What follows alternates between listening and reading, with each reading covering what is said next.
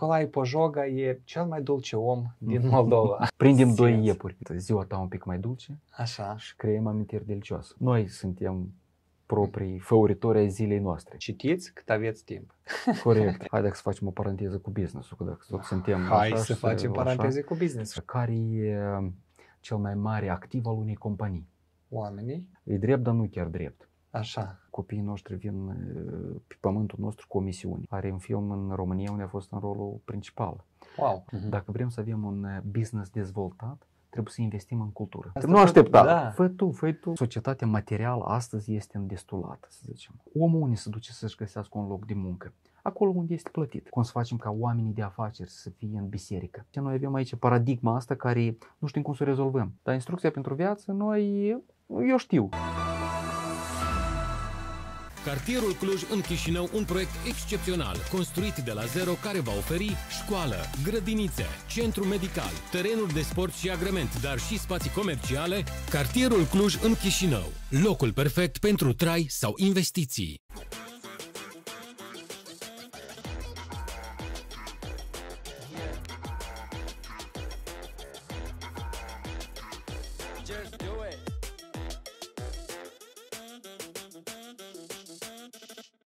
Слушай. Суперхиты. Супер новинки. Новое радио. Новое радио. Ce sentiment ai avea dacă ai ști că poți ajuta un copil bolnav de cancer și pentru asta ar fi nevoie doar de câteva minute? Redirecționați 2% din impozitul pe venit al persoanei fizice către Asociația Viața Fără Leucemie. www.vfl.md 060 200 523.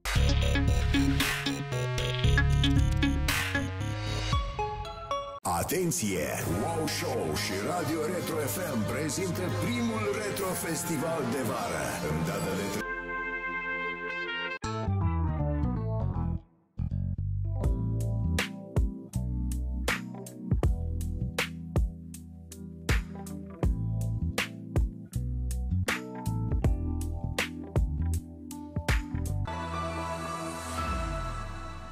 Bună seara, dragilor! Suntem la emisiunea Business Eroi Timpurilor Noastre, sponsorul general al căreia este Cartierul Cluj în Chișinău. Eu sunt Mihai Popescu, fondatorul companiei Rare People, companii de consultanță de business și resurse umane, training-uri, evenimente. Astăzi îl avem pe Nicolae ca invitat. Nicolae, bună seara! Bună seara, bine v-am găsit, mulțumim de invitație. Nicolae Pojoga e cel mai dulce om din Moldova. Fondatorul și tatăl brandului Dulcinella și acum administratorul acestei minunate afaceri, o rețea națională de magazine care bucură și vă face în fiecare zi viața mai frumoasă sau mai dulce. Care este sloganul? Avem mai multe slogane, dar unul sau două de bază sunt ziua ta un pic mai dulce. Așa. Și creăm amintiri delicioase.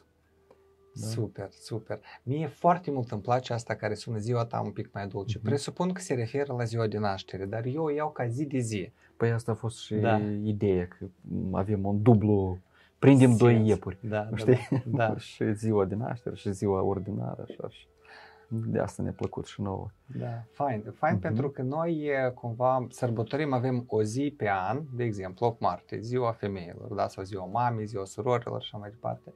Și eu zic, dragilor, nu așteptați ziua copiilor pe 1 iunie ca să bucurați copilul din voi, da? Nu așteptați o zi de naștere care să faceți plăcut unei alte persoane. Exact, că știi, până la urmă totul depinde de noi. Noi suntem proprii făuritori ai zilei noastre.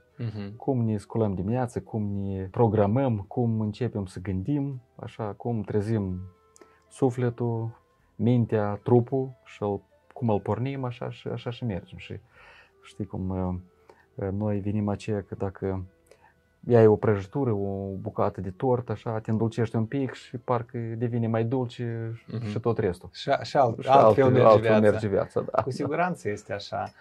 Spune-mi astăzi dimineață cum ai, sau cum e o zi de-a ta, rutina ta, pentru că eu îmi dau seama că ești foarte ocupat, foarte încărcat, dar totodată știu că oamenii de succes au o rutina lor personală, care foarte bine gândită, care are o logică, un sens și care te ajută și trupiește, cum ai zis tu, și emoțional, psihologic și duhovnicește. Clar că ar fi, să zicem așa, ziua mai ideală, cum se mai întâmplă uneori, dar este rutina.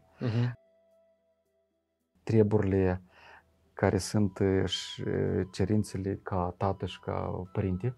Și practic începe cu aceea că ambii fii îi duc la școală. Spunește că îl duc dintâi pe cel mai mare, pe urmă mă întorc acasă, le iau pe cel mic. Care tot la școală Care este. tot la școală, da. De ce nu e pe ambii odată? Așa e logistica.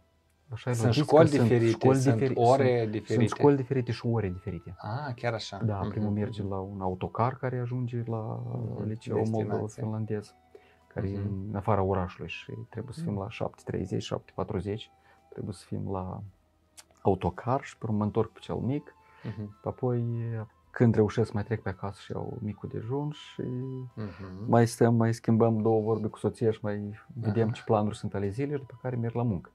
Clar că din obișnuințele de dimineața, cele care vreau ca să fie o mică rugăciune și o careva măcar mici mișcări sau exerciții fizice.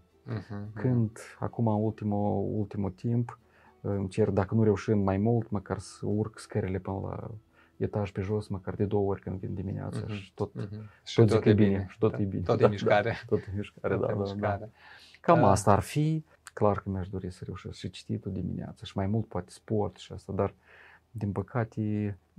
dar așa e viața că are mai multe aspecte, știi? Nu doar asta, nu doar personalul, este familia și încercăm să pun pe prim plan mai mult familia și atunci trebuie să fie acolo mai multă dedicație și câteodată poate mai puțin în detrimentul personal.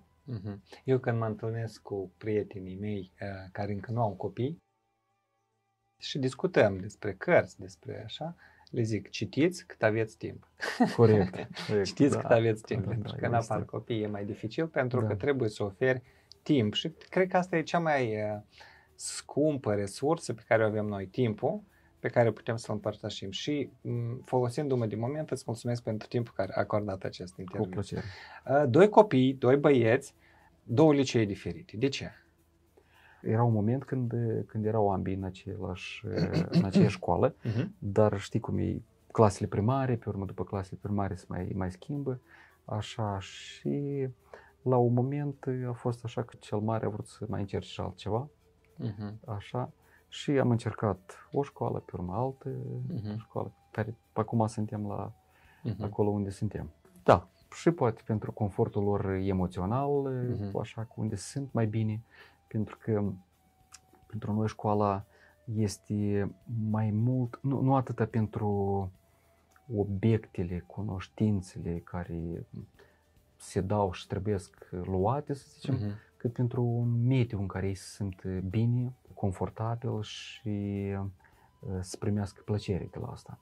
Pentru că haideți să facem o paranteză cu business-ul, că dacă tot suntem Hai să facem paranteze cu business-ul. Unul din scriitorii de business, dacă putem să spunem așa, sau guru de management, care eu îl citez, îl stimez, Itzhak Adizes, cândva el a pus așa o întrebare la un grup mare de antreprenori, zice că care e cel mai mare activ al unei companii?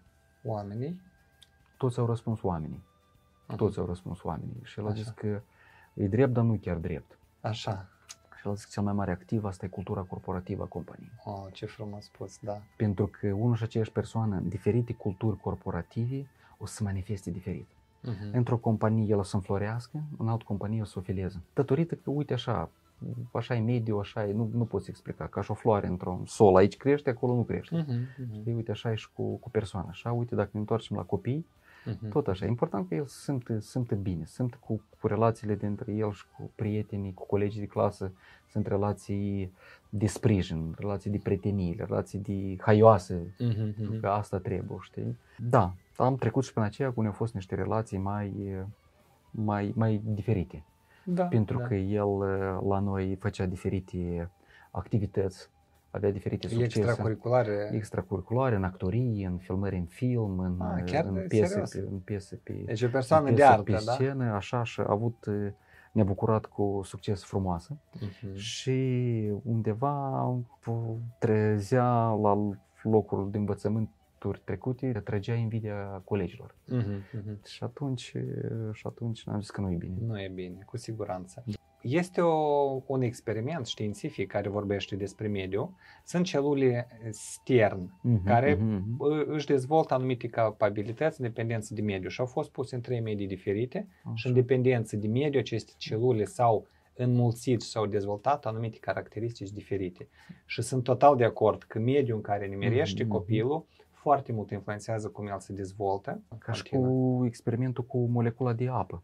Da, cristalul de apă, care influențat de muzică, vibrație, asta. De expresii pozitive și de expresii negative. Cum vorbești, da, știu și s-a făcut și la nivel de plante, că plantele care vorbești cu ele și le lauzi, îți exprimi mulțumirea, cresc diferit și mai bogate decât aceeași plantă sub alte cât e important mediul în care noi ne aflăm. Da, și cuvintele. Foarte frumos, într-adevăr, și cât e de important cultura. Așa, acum vreau să întreb despre, este școala unicul mediu în care, sau mai sunt și alte aspecte? Aici mă refer la activitățile extracurriculare.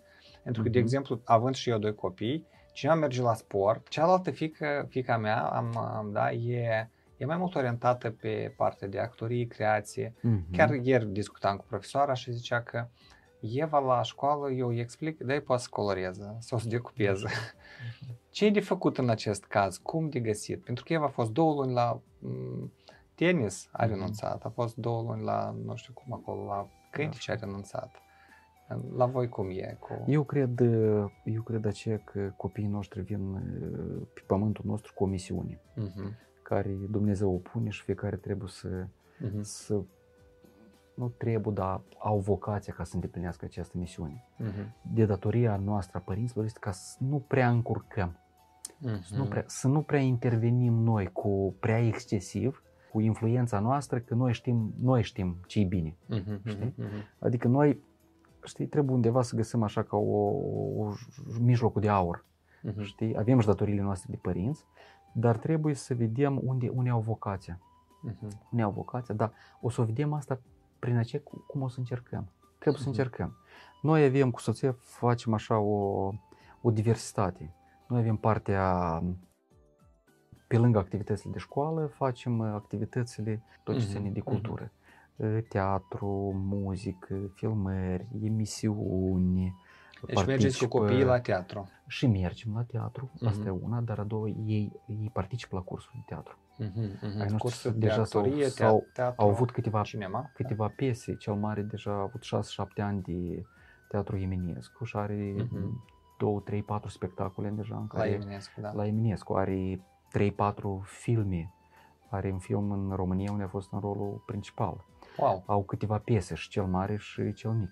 Cel mare, de exemplu, are piese de muzică ușoară, de extradă, dar cel mic îi place muzica populară și are 4-5 piese deja înregistrate pe YouTube, este de muzică populară. Așa, pe urmă îi dăm, deci asta a fost prima, parte de cultură. A doilea avem parte de sport și tot încercăm. Am făcut și dansuri, facem și fotbal, mai facem și ceva din sportul cu arte marțiale, dar la diferite etape.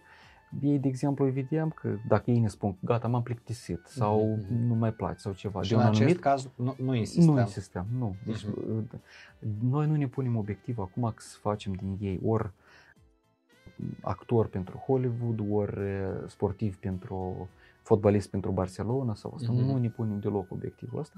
Noi încercăm să le dăm posibilitatea ca să încercăm și vedem dacă ei au vocația și au prisa, atunci continuăm, dacă nu. Acesta a fost a doua și a treilea e tot ce ține de dezvoltarea intelectuală, adică ce este șahul, sunt diferite cursuri de robotică, de matematică, de programare. Da. Cam acestea 3 aspecte noi încercăm să le dezvoltăm, pentru că chiar dacă ei în unul din aspecte n-au să facă un salt de wunderkind, așa, atunci ei, în final, noi credem și sperăm că o să formeze o personalitate care o să fie multilateral dezvoltată. Da? Pentru că tot desori folosesc această expresie, că unul din mari economiști spunea odată, din macroeconomiști, că dacă vrem să avem un business dezvoltat, trebuie să investim în cultură. Cineva zicea, tot din americani, zicea că cultura corporativă mănâncă strategia la micul dejun. Corect. Da, este. Punând accent și valoare pe cultură. Și fiind în resurse umane cu peste 15 ani de experiență, eu cu certitudine cred că noi trebuie să schimbăm cultura la nivel național, dar asta nu putem face decât prin schimbarea culturilor în familiile noastre la copii, în companiile noastre și prin asta la nivel național. Da, asta e un subiect care pe mine tot destul de tare mă frământă, știi, pentru că ar fi mult mai ușor să schimbăm culturile noastre corporative în companiile noastre micuțe sau medii, dacă ne-am ghidat și ne-am orientat după o cultură, o mediu de cultură corporativă național de țară. Care lipsește la moment. Care lipsește și nu este promovată, știi? Știi, eu am un principiu de viață. El zice, fii tu acea schimbare pe care vrei să o vezi în lume. Exact. Noi putem vorbi că acolo nu-i bine, că n-avem, că așa. Nu poți deveni un primar de oraș dacă la tine nu te-ai învățat să faci ordine la tine în familie. Eu cred că Kennedy, președintele Americii, nu degeaba a scos expresia aceea faimoasă. Nu întreba ce a făcut țara pentru tine, întreba ce ai făcut tu pentru țară, știi? Măcar dacă lozinca asta s-ar promova de către guvernare, știi? Tot ar avea un plus de valoare, știi? Nu aștepta. Fă tu. Care tot e un îndemn. Bun, legat de copii, studii, dezvoltare, cultură, integrare în societate, gândire logică, sport, super. Întrebarea este, cultura ține de valori și principii. Acum, dacă ai alege un principiu de viață pe care l-ai tu, sau valori, 3 valori de bază pe care ai vrea să transmiți fiilor tăi, care ar fi acestea? Cred că răspunsul la această întrebare ar veni de la aceea, noi ca părinți, actuali, cam ce fel de generații am dorit noi să vedem sau să lăsăm după noi, care să poată face față provocărilor care stau în fața omenirii.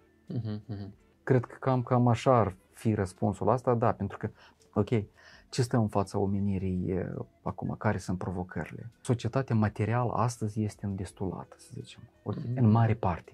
Cu siguranță că sunt părți ale globului care încă știm că oamenii mor de foame și sunt catastrofe și asta, da? Una din valori ar fi ca să încercăm ca să privim orașul nostru, țara noastră sau planeta noastră ca o corabie prin care noi toți plutim în ea, mergem în ea, doar că noi suntem în cămeruțe diferite în corabia aceasta, da? Și noi avem misiunea ca să protejăm această corabie, ca ea ca să facă față vânturilor, furtunilor, iceberg-ul, știi, să nu se lovească și așa mai departe. Dar, cu părerea mea, este că noi totuși, la nivel de țări și la nivel de indivizi, totuși noi încercăm nu știu cum să numim, caiute în limba rusă. Cabine, să zicem. Cabinele din corabia asta, noi încercăm dintr-o cabină în alta să zvârlim ori gunoaie, ori și mai rău, încercăm să atacăm unele din cabinuțele astea, neînțelegând că noi prin asta stricăm corabia noastră care noi o să ne ducem toți la fund într-o bună zi, știi? Uite, cred că eu asta aș vrea dacă aș putea, dar știu că asta e o valoare și asta care e peste puterile unui individ. Da, asta trebuie să fie la niște îndemnuri, la niște lideri globali care ar duce această valoare ca noi, omenirea, să fim prietenoși, înțelegători, buni. Am eu un cuvânt pe care e foarte aproape de mine. Să fim uniți. Să fim uniți. Pentru un scop comun. Planific o conferință pentru business-ul din Moldova, o conferință diferită de cele care au fost până acum. De obicei, ce înseamnă o conferință? Se aduce un expert, speaker, un headliner din exterior și să meargă oameni de afaceri să-l asculte, să se inspire, să așa. Și eu am zis, dragilor, dar de ce să nu începem de la noi? Să luăm oamenii de afaceri de succes din țară și să ne uităm la exemplele lor, pentru că deseori noi nu valorificăm ceea ce este în interior. Și sloganul, moto acestei conferințe este Business-ul unește. Noi, ca Moldova, avem nevoie să ne unim pentru a rezolva acele provocări care sunt la toate 3 nivele, sau chiar 4, la nivel social-demografic, la nivel cultural, la nivel economic Și doar eu văd prin economie, prin business, noi putem ridica nivelul de viață și opri acele tendințe de plecare psihotare, ca moldovenii să nu plece, să rămână aici în țară. Perfect de acord. Revenim tot la aceea cu un mediu de cultură și dacă ne întoarcem iarăși la ce valori astea, nu? Cam următoare eu aș vedea că dacă luăm după piramida lui Maslow, dacă o țin minte, da, cum să nu? La bază sunt nevoile primare, fiziologice, de mâncare, de hrană, de astea, așa, care eu socot totuși că mare parte omenirea reușește deja să facă față acestor, prin tehnologii, prin utilaje și așa mai departe, așa, reușim să ne asigurăm cu hrană, cu minimul necesar. Și după Maslow care e următorul? Sunt nevoile spirituale, culturale. Okay? Uite, eu aici văd că noi, omenirea, avem nevoie și business-ul ar trebui să facă un următor progres în zona de ca noi să nu mai consumăm atâta material, dar să consumăm mai puțin, dar mai mult cultural. Și adică hai să facem mai multe business-uri care țin de satisfacția nevoilor și necesităților culturale. Mai multe teatri, mai multe concerte, mai multe filme, mai multe cinematografii, mai multe biserici, mai multe muzee. Da. Așa. Uite asta, ca noi să consumăm, omul unde se duce să-și găsească un loc de muncă, acolo unde este plătit. Așa? Și de regulă unde cel mai mult se duc, unde activează? În produceri, în fabrici, uzini, în comerț, în magazine, în pieț și așa mai departe. Okay? Dar de ce dacă noi am face și am accentua ca să facă mai multe afaceri în domeniul cultural, prin ce am vorbit noi? Muzei, uite astea. Și atunci am avea mai mulți artiști, mai mulți actori, mai mulți pastori, preoți și așa mai departe. Da? Și atunci asta eu văd că ar trebui să fie tendința pentru următorul mileniu, eu cred că. Așa, pentru că noi, dacă continuăm tot cu consumerismul acesta material, excesiv, noi ne-am epuizat planeta sau corabia și atunci noi o să ne scufundăm. Asta ar însemna să luăm din capul mesei banul și valoarea și să-l schimbăm cu altceva. Nu. Banul rămâne, pentru că eu nu văd, m-am gândit mult la asta, care ar fi mediul ideal ca să nu fie bani, dar să fie, știi, Uniunea Sovietică vroia să ajungă eu mă refeream la ierarhia lucrurilor și valorilor, pentru că societatea consumeristă este dictată tocmai din cauza că pe primul loc stă banul. Da și nu. Uite, hai să o luăm așa. Uite, asta în bugetul unei familii, ok? Cât crezi tu constituie consumul material versus consumul cultural în procente? Ok, 80-20. Material, 20 cultural. Da. Păi dacă noi încetșor să mișcăm 70 la 30, 60 40, 50 la 50, 60 la 40. Despre asta vorbești. Tot banul rămâne. Ok, dar de ce oamenii ar face lucrul ăsta?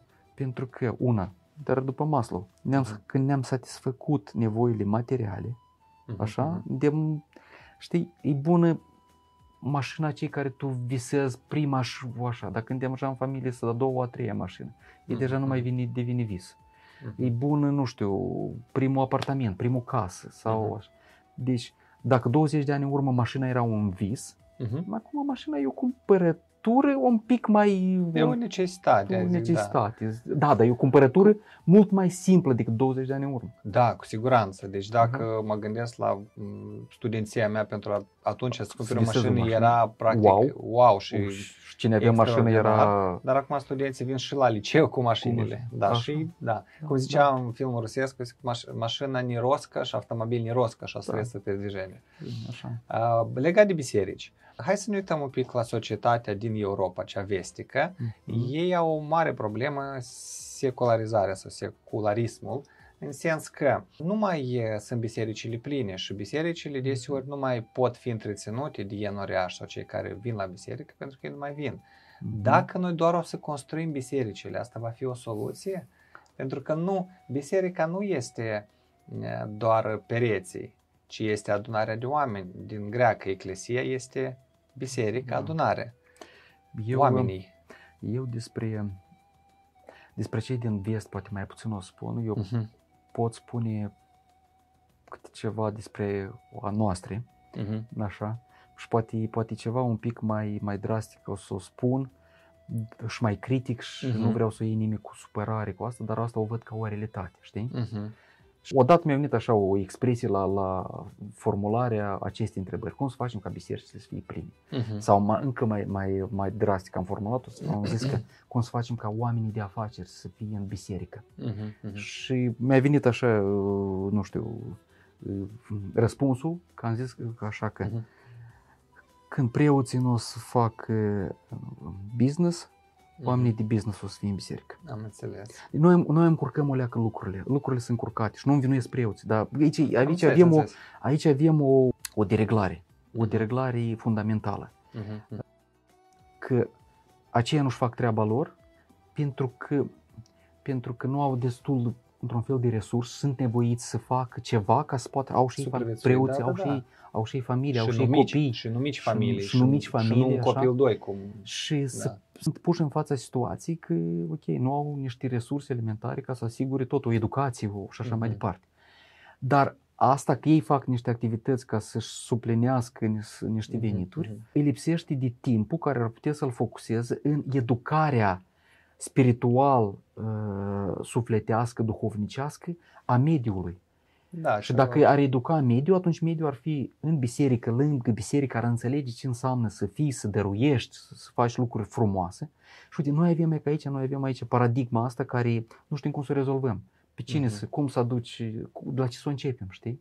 Și iată, asta e o problemă de gândit. Deci dacă înțeleg corect, s-ar fi început de la educarea credinței de mici copii în masă acelui sat, acelui mediu, acelei comunități de care preotul răspunde și preotul răspunde de partea sufletească și duhovnicească, mai puțin de cea materială. Foarte frumos, aș vrea să trăim așa, pentru că de-am trăi valorile care scrie în Biblie, am trăit într-o societate cu siguranță mult mai bună. Păi, Mihai, știi, eu cândva tot foloseam expresia aceasta cu biserica, Dumnezeu, legătura cu business și cu asta, Ian, și uite, foloseam așa o comparație că noi când cumpărăm orice produs, mașină, aparate, computer, mașină de nu știu care, pâine, niște aparate mai complicate. Așa. Da? Ce facem primul lucru când ai cumpărat? Ne bucurăm. Ne bucurăm, da, și apoi trebuie să folosești de ele. Da? Dacă să folosești, citești instrucția. Deci instrucțiunea cum se folosește. Cum se folosește? Că dacă nu citești instrucțiunea și apeși de butoane, asta riscăm să... sau nu împriza cei care îi pus, o stricăm aparatul. Da? Uite, așa și eu cred în aceea că Dumnezeu ne-a dat instrucțiunea. Pe care butoane și cum să ne trăim viața ca să aparatul acesta să funcționeze bine și frumos și fericit și pe o perioadă de garanție. Știi? Să nu ai dat garanție, așa? Numai că noi nu citim instrucția. Noi nu citim instrucția. Noi credem că, uite, instrucția pentru automobil, mașină de spălat, trebuie să o citim. Dar instrucția pentru viață, eu știu. Las că a mea instrucție mai bună. Și iată, noi cu instrucțiile astea noastre, noi ajungem acolo unde ajungem, că nu știm. De asta preotul nu are resursul și oamenii nu sunt biserică. Că ajungem că fundamentul nu-l cunoaștem, nu-l respectăm, Foarte bine spus. Știu că oamenii ajung în biserică și la Dumnezeu la diferite vârste. Cineva de mic copil, cineva în adolescență, tinerețe. Când a fost momentul în care tu ai... De unde vine această credință și cine a fost? Da. Eu țin minte când eram în copilărie că bunica m-a luat la biserică. Așa? Asta era în ce sat? În satul Ciculeni, raionul Nisporeni. Ciculeni, Nisporeni. Asta erau anii 80, eu din 78, cred că dacă eu țin minte la 4, 5, 6 ani. Da, prin anii 83, 4, așa ceva țin minte, cu toate că era cam interzis de a merge la biserică. Da, până în 90 erau când veneam lunea la grădiniță și spuneam că eu am fost cu bunica la biserică și acolo mai nu se râdeau educatoare sau chiar ai stat în genunchi sau nu știu ce acolo, într-o formă de râs așa.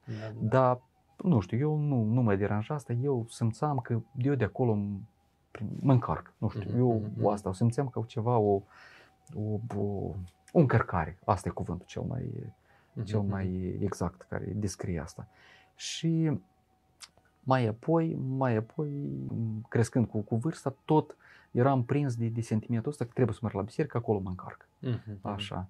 Plus, deja când eram un pic mai mare, clasa 8-a, 9-a, 10-a, era o problemă de sănătate la tatăl meu și noi, mergând la biserică, așa, o perioadă bună de timp, tata s-a vindecat.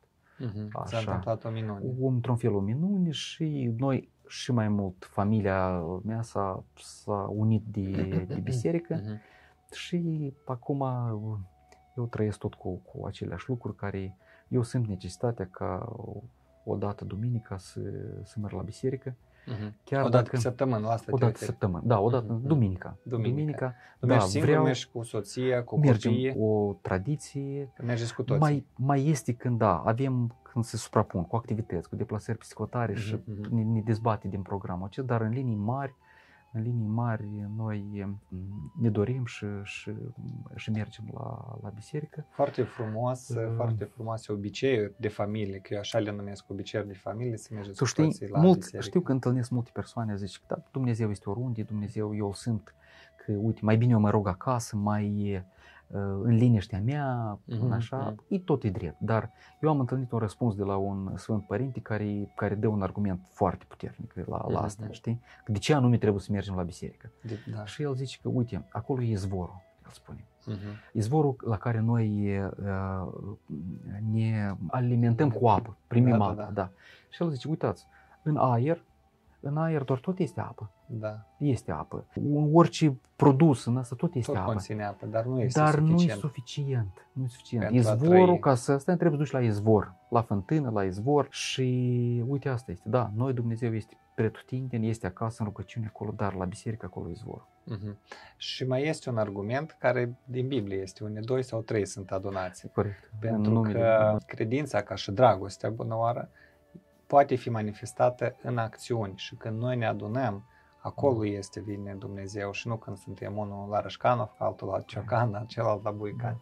Da, și când ne adunăm acolo în biserică, atunci toți acolo înțelegem, ne unim într-o rugăciune și înțelegem că acolo suntem egali. Suntem una.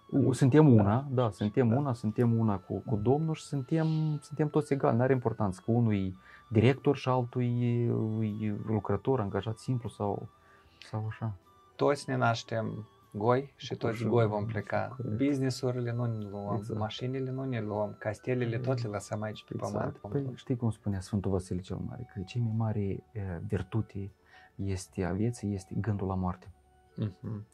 Că înțelegem cum ai spus tu, goi venim, goi plecăm și atunci ce rămâne după noi? Și nimeni nu știe când e ziua plecării. Pentru asta ce rămâne după noi? Rămâne doar o amintire, o generală a personalității care am fost noi și ce am făcut. Și ori e bine, ori așa. Da.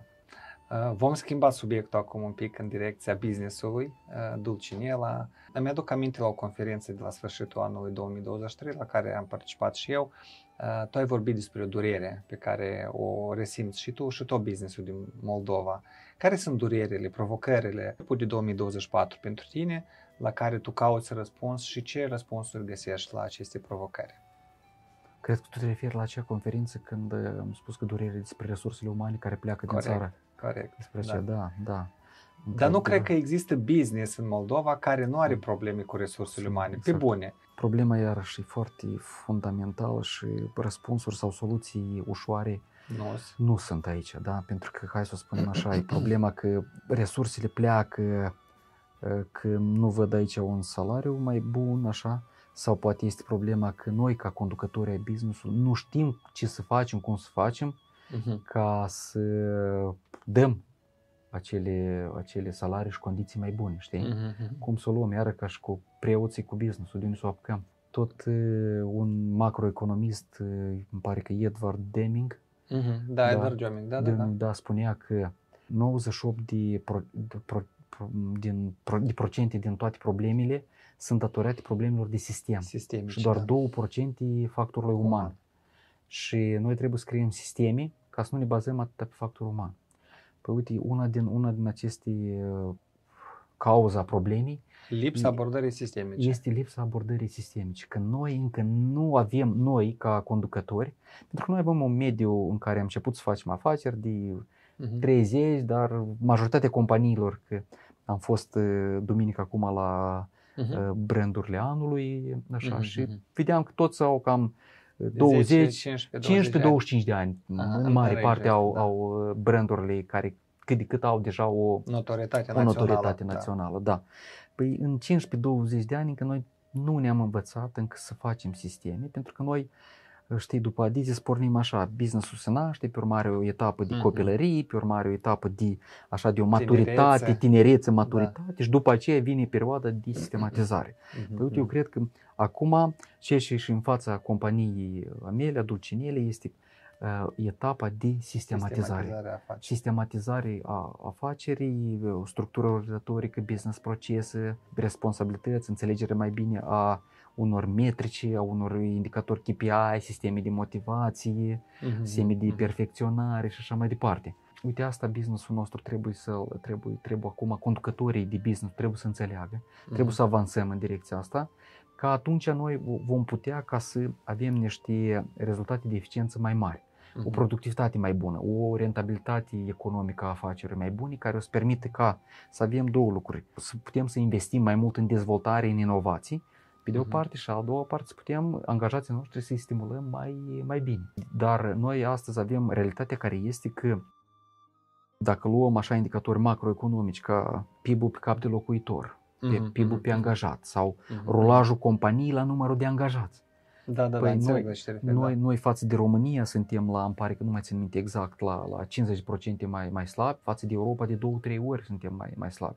Deci, adică 200-300% te referi. Adică dacă zicem Dulcinela are astăzi un rulaj cu 250 de angajați, peste hotare 25 de oameni fac aceeași rezultat. Poate nu 25, dar zicem, Europa, poate 100, noi cu 250, dar ei cu 100 fac același rulaj. Știi? Și iată aici trebuie să căutăm, știi, soluții.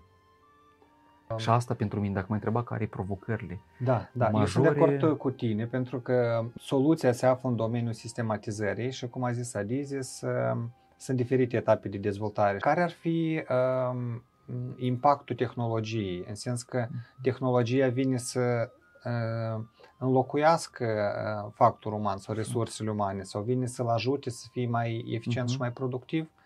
Părerea ta. Mihai, uite, tehnologia asta e ca un instrument care poate fi atât folositor cât și dăunător. Depinde ca și cuțitul. Ca și cuțitul, așa? Exact, da. Depinde dacă tu știi cum să-l folosești, unde să-l folosești și totul merge într-o strategie și într-o sinergie. Eu cred în aceea că totul trebuie să pornească de la aceea că țara noastră trebuie să stabilească niște priorități strategice. Păi unde țara noastră poate face o excelență în afaceri? În care domenii? Că asta e agricultura, că asta e IT-ul, că asta e o careva industrie ușoară, așa. Că dacă e agricultura, care agricultură? Că iarăși se diferențiază acolo, agricultura de masă, agricultura bio. Părerea mea este că noi, ca țară mică, succesul nostru nu e în producere de cantitate. Noi n-am să putem, dar în producere de calitate și de inovațională. Noi ce n-am face, dar noi trebuie să facem puțin, calitativ și cu valoare adăugată mare. Dar pentru asta aici trebuie să ne unim în sinergia aceasta, mediul de afaceri, guvernul și mediul științific, universitar științific. Iată, în această simbioză asta, unirea asta dintre trei, deci dacă noi luăm agricultura, de exemplu, bio e salvarea națiunii, așa? Păi atunci noi trebuie Universitatea Agrară nu să o închidem, dar să o promovăm și să avem cei mai top specialiști și pregătiri și așa mai departe. Așa, noi trebuie să căutăm canalele de export, care sunt piețele de export și unde să promovăm și anume acolo să facem acele târguri de afaceri și așa mai departe.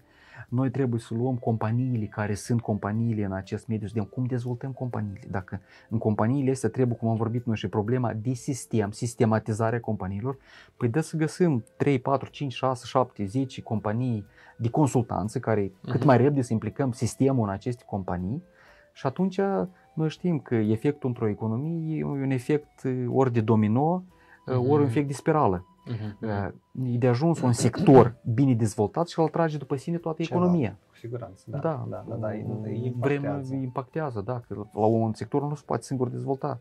Lui trebuie, dacă aceeași, zicem, agricultură sau export de vinuri, îi trebuie și sticle, îi trebuie și cutii, îi trebuie și logistică și așa mai departe.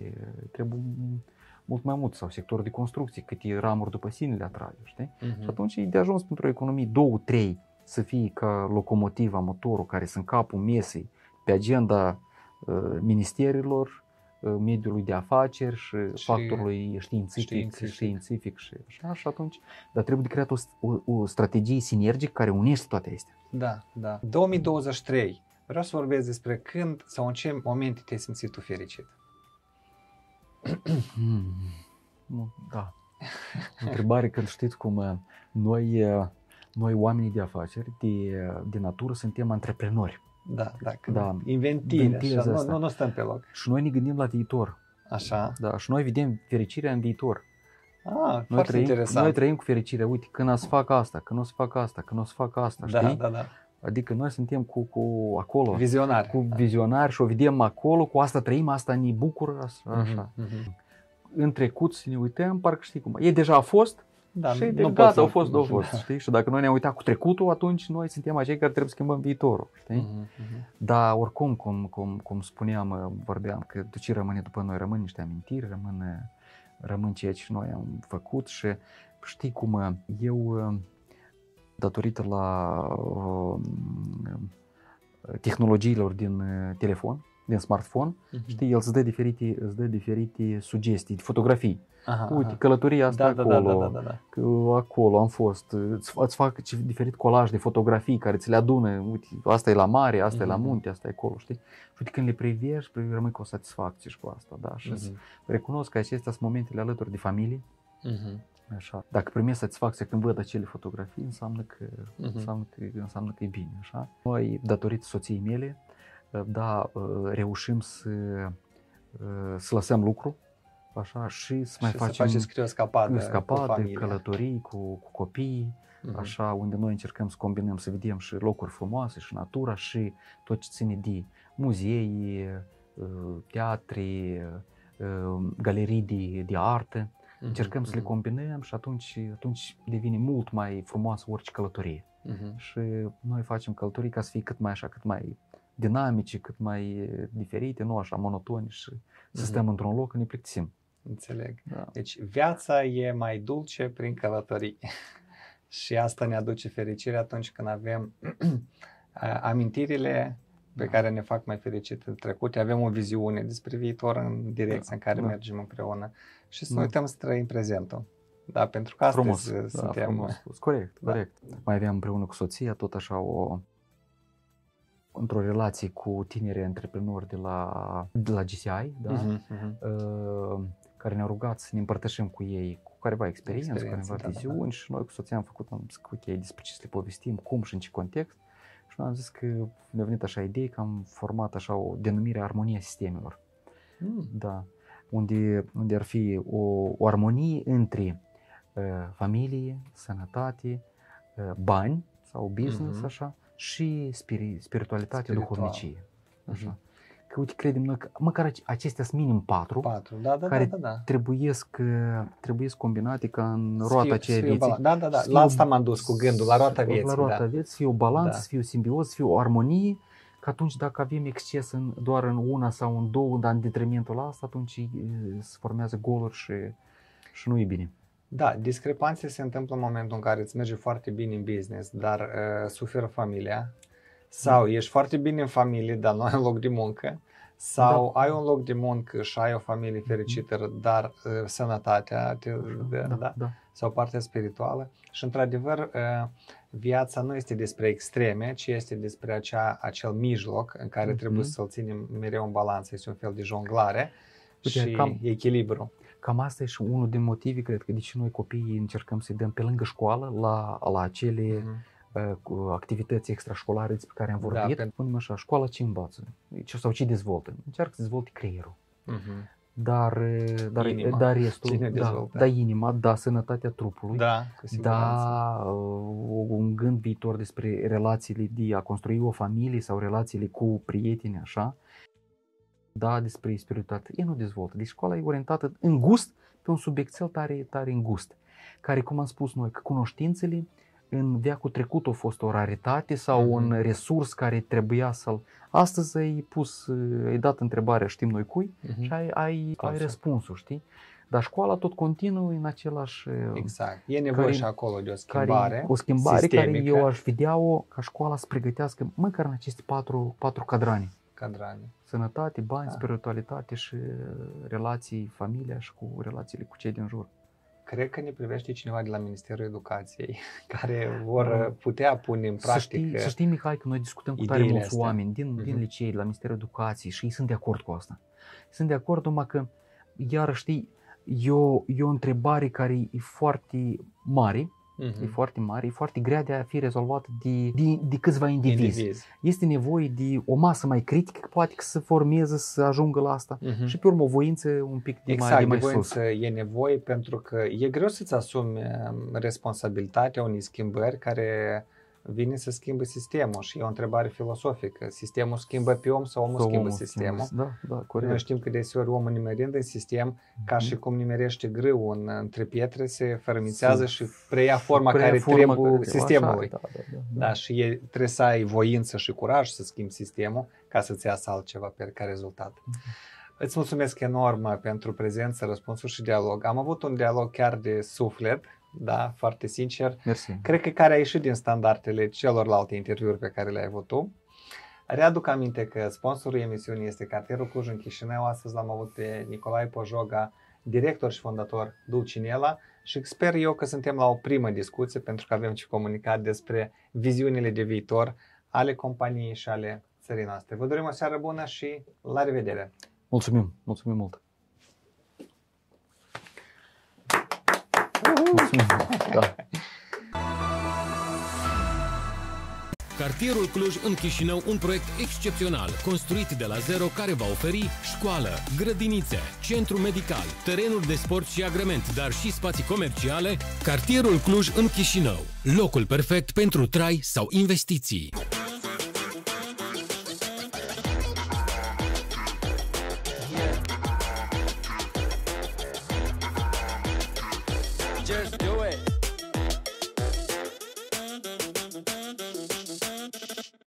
Слушай. Суперхиты. Суперновинки. Новое радио. Новое радио. Ce sentiment ai avea dacă ai ști că poți ajuta un copil bolnav de cancer și pentru asta ar fi nevoie doar de câteva minute? Redirecționați 2% din impozitul pe venit al persoanei fizice către Asociația Viața Fără Leucemie. www.vfle.md 060 200 523. Atenție! Wow Show și Radio Retro FM prezintă primul Retro Festival.